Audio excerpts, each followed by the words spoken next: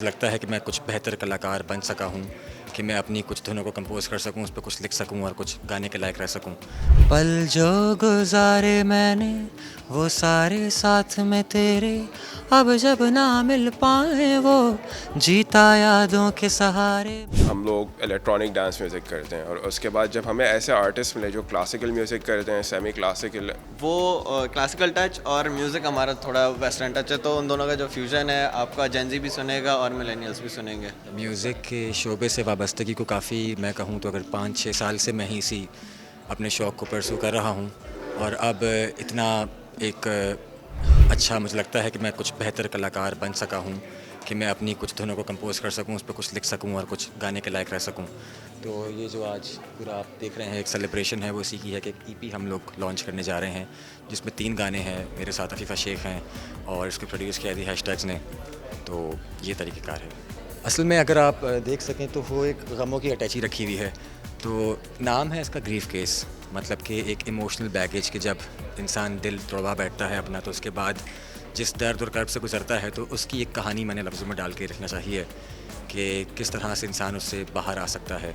तो तीनों गाने उसी गिर्द घूमते हैं कि जब इंसान को उसका कोई चाहने वाला छोड़ जाए तो फिर उसने आगे सफ़र कैसे तय करना है। सबसे पहले तो हम ये बताएंगे कि ये जो हमने ईपी प्रोड्यूस की है, बड़ी इसमें हमारी मेहनत लगी, बड़ा वक्त लगा हमें, क्योंकि आजकल जिस तरह का म्यूज़िक चल रहा है उस हिसाब से, और आजकल जो सिंगर्स हैं ख़ास तौर पे पना अली और अफीफ़ा जिनको हमने प्रोड्यूस किया है, जिनके लिए प्रोड्यूस किया म्यूज़िक, वो थोड़े से क्लासिकल और इस तरह के थे। अब म्यूज़िक आजकल चल रहा है जेनजी, क्यों? तो उसको फ्यूज़ करना इलेक्ट्रॉनिक म्यूज़िक में जो आजकल चल रहा है, दैट वाज थोड़ा सा मुश्किल काम था, बट सब अच्छा हुआ। आगे ये बताएंगे कि कैसी रही जर्नी हमारी। बहुत डिफरेंस है क्योंकि हम लोग बेसिकली द हैशटैग्स एंड एज अल्फाइज हम लोग इलेक्ट्रॉनिक डांस म्यूज़िक करते हैं और उसके बाद जब हमें ऐसे आर्टिस्ट मिले जो क्लासिकल म्यूज़िक करते हैं, सेमी क्लासिकल और पॉप काफ़ी करते हैं, तो हमें थोड़ा सा देखना पड़ा कि पॉप, सेमी क्लासिकल और R&B इसको कैसे हम इलेक्ट्रॉनिक के अंदर फ्यूज़ करें कि एक कोई अच्छी चीज़, एक नई चीज़ बने। एक बहुत इंटरेस्टिंग का सॉन्ग है इसके अंदर, उसका नाम ग्रीफ केस है। उसका मतलब सबसे जो उसका एक मेन पॉइंट है वो ये है कि उसका जॉनरा अभी तक हमें भी समझ नहीं आया कि हमने क्या बनाया। आप यकीन माने इतना बेहतरीन वो जॉनरा है, मतलब उसके अंदर जो गाने की किक्स चल रही हैं वो टेक्नो है, बेस लाइन टेक्नो चल रही है, लेकिन गाना क्लासिक आ रहा है, कॉर्ड्स हमने पॉप यूज़ किए हुए हैं। तो वो एक बहुत मज़ेदार था और जो आप पूछ रहे हैं वो हम लोगों ने प्रोड्यूस की है।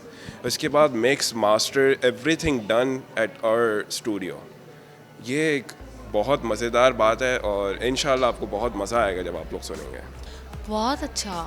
It came out of nowhere और it was a roller coaster. Every song had its own process and I loved it. It's about the baggage that you carry. It's about जो चीज़ों का, एक्सपेक्टेशंस का, grief का बोझ आप हर वक्त अपने साथ लेके चल रहे हैं. We dedicate this to that.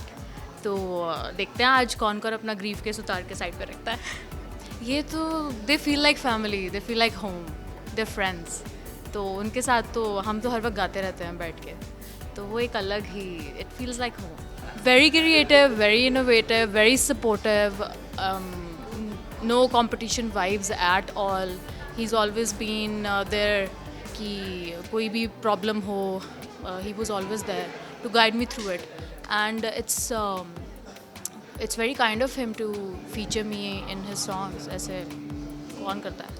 सबको जिसके पास जिसके पास ग्रीफ बैग है अपना, उन सब के लिए हैं ये. हम उन सबको टारगेट कर रहे हैं. वैसे तो हम जेनजीज हैं तो हम जेनजीज को ही टारगेट कर रहे हैं लेकिन मुझे लगता है कि जो बंदा अपना बैगेज कैरी करता है वो ये सुनेगा तो शायद वो उतार दे अपना बैगेज. अच्छा, हर जेनजी का एक जैसा टेस्ट नहीं है. जैसे मैं क्लासिकल सुनती हूँ लेकिन मैं पॉप भी सुनती हूँ, मैं रॉक भी सुनती हूँ, तो इट डिपेंड्स.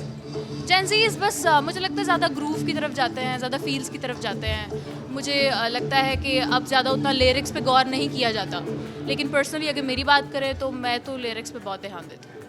अरे वो तो ऐसा प्रोसेस है कि आप उठ रहे हैं, बैठ रहे हैं, आप उसके बारे में सोच रहे हैं, अचानक आपको कोई लाइन आ रही है तो आप लिख रहे हैं, आप अपने कंपोज़र को सुना रहे हैं, वो कह रहे हैं हाँ अच्छी है, रिकॉर्ड करके देखते हैं, अब वो कर रहे हैं. तो इतना मज़ेदार प्रोसेस है इसका, वेरी क्लोज टू लाइफ.